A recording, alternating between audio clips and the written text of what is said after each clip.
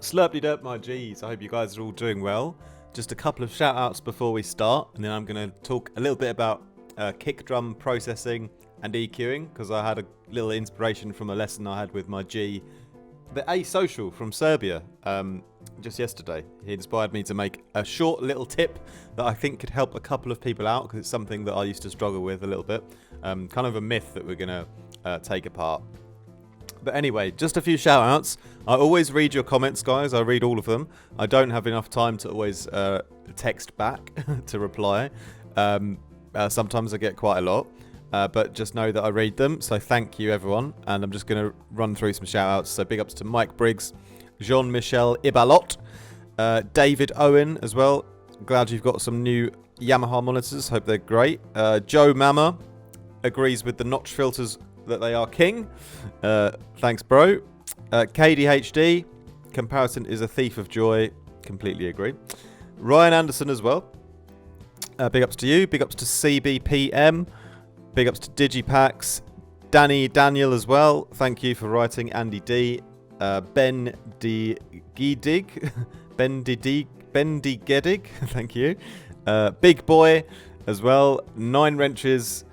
DenTube as well, thanks for writing. Mr. GK, that's Mr. Goodcat, I believe, thank you. Manuel Gonzalez, big ups to you, bro. And DJ Zeus, big ups to you. Night Shift, Ian Trieg, as always. And Electronic Sounds Audio, shout out to you, my bro. Drip Music as well, Craig, big love going out to you. And Wagwan as well. Welcome to the channel and thank you for writing. So, as we get into today's video. So I was inspired a little bit by something a student said, because he said something that in his kick drum he would EQ out, he would cut out a place to make room for the snare. No disrespect either to my fellow much beloved student, but this is something that I used to think as well was necessary. But if you think about it really, when you are cutting out space in your kick drum to make room for your snare, you're implying that they are playing at the exact same time. Because in drum and bass, they are most often not ever playing at the same time. So perhaps if you're making a kick drum, snare drum combo, or you're producing another genre, I don't know if it's psytrance or what other genre where you have the kick and the snare like hitting at the exact same time, then this would be relevant. But in drum and bass, like personally, I never have the kick layered over with the snare at the same time. So the concept of EQing away space in your kick drum to make room for the snare makes zero sense, because they don't play at the same time. And we're always playing this game of solving conflicts between different frequency clashes and all this kind of stuff, but that always applies to what's happening in that specific moment of time. So if you're thinking that you're gonna make room for your snare by EQing out a part of the kick where the snare sits, to me, in my opinion, that doesn't make any sense unless they were actually on top of each other, which usually they're not. So I don't think that's really a good way to look at things. But what I will say is that oftentimes when you EQ out an area in the kick, which could just so happen to be where the snare is, that actually sometimes clears up a bit of clarity in the kick drum anyway. But that's not because it's the area where the snare is sitting. It's because you're taking out some of the mid-range of the kick if it needs it, because sometimes kick drums can have too much mid-range, and often this kind of EQ cut in the mid-range actually does a lot of help. Because so let's talk about this kick drum. Here's my drum kind of group that I've got here.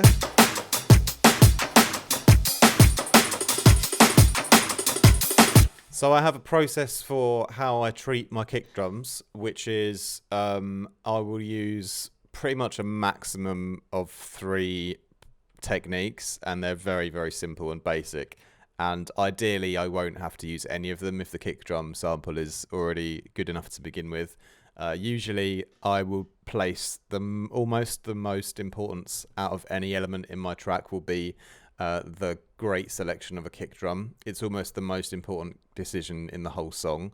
So if that's the case, then what I'm going to do, I'm going to spend so much time picking a good kick that it won't need any work. If I did need to do any slight amount of work, it would be something like this, maybe EQing the mid-range, ducking it out a little bit to make room for the snare. No, not really. Not to make room for the snare. The reason is to emphasize a little more the fundamental and the sort of high end, just by almost doing a little notch filter, but not too extreme. Okay. So the three things that I would do to treat a kick drum if I feel like it needed a little bit more, if I really wanted to get my hands dirty with it. This whole concept of like having to process stuff is also rubbish, bollocks, garbage. I just swore, and I'm gonna have to check the YouTube thing that I swore. Maybe I won't. Maybe they won't notice. Anyway, this whole concept that you have to process something to make it better is not a good mindset, because it's a terrible mindset. You might ruin the sound. Probably in often cases is already fine, and you're just mixing everything else incorrectly. That's usually the case. So but if I really, really wanted to do something to the kick, just to say, oh, look, I've done some work on it, yay. Three things would be a little EQ, transient shaping very, very slightly, and just gaining the volume, pushing the volume to get that perfect level. I'm going to push it into a clipper, okay? If you followed me for 4 years, I've been preaching the exact same thing, okay? I've never changed my advice on this. Is that I'll clip the channel and I'll boost into the hard clipper, okay? Because that's where I will find the red line on how far I can push the kick before it starts to distort. So clipper is on. Before the clipper, I can boost the volume a bit to find that maximum volume, maximum impact. I can play with the transient shaper. I can make it a little bit tighter, a little bit shorter. Often I'll do that just a little bit, make it a little bit shorter. Sometimes it's already short enough. And the other thing is I will EQ it perhaps slightly. But this is the kind of EQ thing that I'll do. It will just be that. It won't be anything else. So most importantly, I won't be doing this. You can hear I lose a lot of the power of the kick, okay? If I wanted to take out some lows, it'll be with a mid-side EQ, perhaps taking out some of the stereo if it needs it. But really, I'll do that sort of on the drum bus usually. On everything in the drum bus, I'll put a little mid-side, take out some of the stereo in case there's too much down there. Okay, so I find these days actually leaving it, like not going too high up either with the side cut, maybe just around 60 or 70 kind of works a bit better. But yeah, I might do that. But so that's just the mid-side EQing, just taking out the sides, But the actual main EQing, like the whole content, this whole stereo EQing, I won't be taking out the low end because that will affect the sine wave of the kick and it will make it a lot weaker. It always makes it weaker. I used to always think that this was cool to because these are the frequencies that nobody hears, and take them out. But in real life, an EQ can't actually, every EQ cut that you do, it has to recreate a new image. And in this case, taking something like that out will actually just weaken the sound so much, in my opinion. It's just not worth it. So I always leave the low end in. And because it's the kick drum, there's no, in my opinion, there's no drawback to having all this low end in. The 20 hertz, the 30 hertz, side chaining it with your sub properly. From what I've found, there's no drawback to leaving all of that in. I love to leave all of it in because it keeps the whole kick drum really powerful and I'm not messing with the sine wave of it. I'm just leaving it pure how it is. So that's the main thing. But then here, if I want to do a little mid-range cut on the kick, just to sort of see.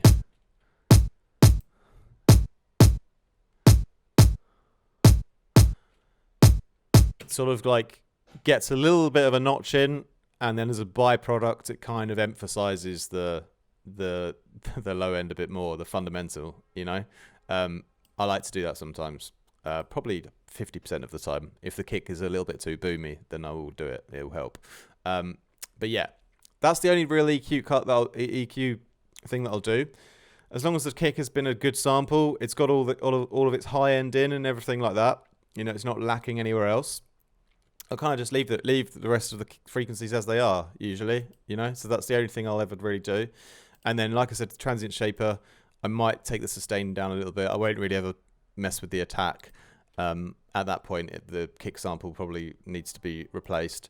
And yeah, I'll just boost the volume on it, see what I can get out of it.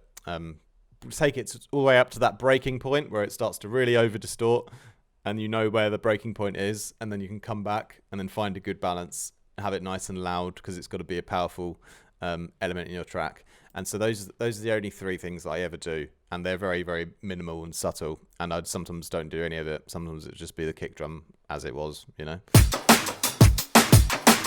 But yeah, just got inspired by this to share this video because of this concept which I used to fall into back in the day, but then when I sort of upgraded my knowledge on music production as a whole, and if you guys want to do that and learn about all the other small pitfalls and things that are just silly and don't make any sense and just smash your fundamentals, then obviously you can always book in one-on-one lessons with me. Getting quite busy for that at the moment, but if you find a space in the calendar, you don't have to ask. You can book in. That my students take the number one priority in my weekly schedule. So yeah, that's available always via my website. Calendar space open equals book yourself in if you want to learn some more with me. However, that being said, I wanted to just share this little tip because I thought it could help some people on the internet. And that is just this concept that you have to EQ out space in your kick for your snare. Doesn't make sense unless they're actually on top of each other. Then you've got a whole another mix down job to do, but realistically they're not going to be on top of each other, so that is a silly concept. And what you will find, however, is sometimes when you do take out that sort of area of frequencies around where the snare is, it does actually sometimes clean up your kick drum sample. If it's got too much mid-range and it's a bit boomy, it'll give the kick a bit more clarity, but it has nothing to do with it being where the snare is. It's just you're EQing the kick drum as it's supposed to be being EQ'd because, you know, you can find you might get a little more clarity when you do that. Okay, with certain kick samples, not with all of them. All right, that's enough of me rambling today. Hope you guys have a great rest of your week. Peace out, much love. Don't do anything I wouldn't. Ciao for now. Ciao Bella. Arrivederci.